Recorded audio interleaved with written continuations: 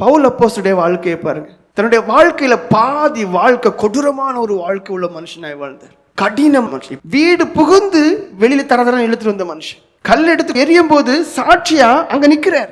அப்படிப்பட்ட ஒரு கடின இருதயமுடைய மனுஷனை அந்த இயேசு கிறிஸ்து சந்திக்கிறார் பாருங்க. அவர் யாரையும் சந்திக்கூடியவர். அந்த மனுஷன் அப்படியே புது சிருஷ்டி அனுபவத்தை கொடுக்கிறார்.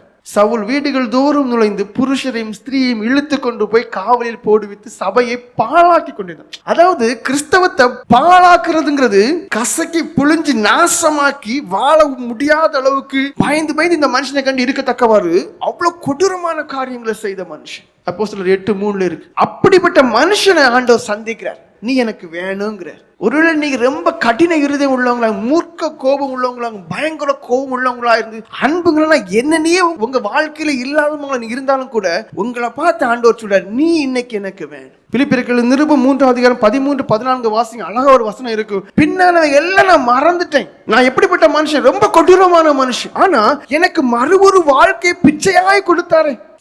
பாவிகளை ரட்சிக்க கிறிஸ்து இயேசு உலகத்திலே வந்தார். அதுல பிரதான பாவின்னா அவர் தெரியுது, நான் பிரதான பாவின். ஆனா என்னையும் சந்தித்தார என் தேவன். அதுக்கு ஈட என்ன பண்ண போறேன், என் வாழ்க்கை அவருக்கே கொடுக்க போறேன். இனி வாசிங்க பிலிப்பியர் 3:13-14. சகோதரரே, அதை பிடித்துக் கொண்டேன் என்று நான் எண்ணுகிறதில்லை.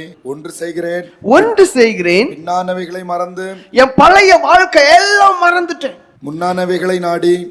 என்ன செய்ய போறேன் தெரியுமா, எனக்கு மறு ஒரு வாழ்க்கை தந்திருக்காரு தெரியுமா, அவருக்காக வாழ்வு. இதுதான் நான் உங்கள்கிட்ட எதிர்பார்க்கிறேன். நீங்க எப்படி இருந்துட்டு போங்க, கொடூரமான வாயாடியா இருந்துட்டு போங்க, சண்டைக்காரியா இருந்துட்டு போங்க, கசப்பிடிச்சவங்க இருந்துட்டு போங்க, என்ன ஆளும் இருந்துட்டு போங்க. ஆனா அந்த பவுல் அப்போஸ்தலரை போல நீங்க ஒரு வார்த்தை ஆண்டவர்கிட்ட கேளுங்க, நான் என்ன செய்ய நீ சித்தமா இருக்கிறீர் ஆண்டவரே. அவர் சொல்லுவாரு, உங்க குணம் என்னன்னு அதை பார்த்து சொல்லுவாரு, நீ வாயாடியா அதை விடு, நீ சண்டைக்காரியா அதை விடு, நீ கசப்பு பிடிச்ச மனுஷியா அதை விடு, உங்களை ஒப்பு கொடுங்க.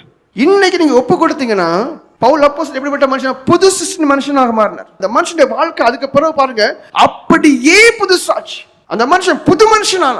ஆண்டவர் உங்களையும் புதுவிக்க விரும்புகிறார், புதிதாக்க விரும்புகிறார், புது சிருஷ்டி அனுபவங்களா இருக்க விரும்புகிறார், சந்தோஷம் உடையவர்களா இருக்க விரும்புகிறார், சந்தோஷம் நிலைத்திருக்க விரும்புகிறார் கடைசி வரைக்கும். அதுக்கு தான் அழைக்கிறார். இதுவரைக்கும் எப்படிப்பட்டவங்களா இருங்க, இனி உங்களை ஒப்பு கொடுங்க. யோனா தீர்க்கதரிசியின் வாழ்க்கை உங்களுக்கு தெரியும். தீர்க்கதரிசியா இருந்தாலும் கீழ்ப்படியாத மனுஷன். ஆண்டுடைய கோபம் பிடிக்குது, கடலுக்குள்ளே மூழ்கொண்டு நிலமாயிட்டு. யோனா தீர்க்கதரிசியின் புஸ்தகம் 2:1-2 வசனங்களை வாசிங்க.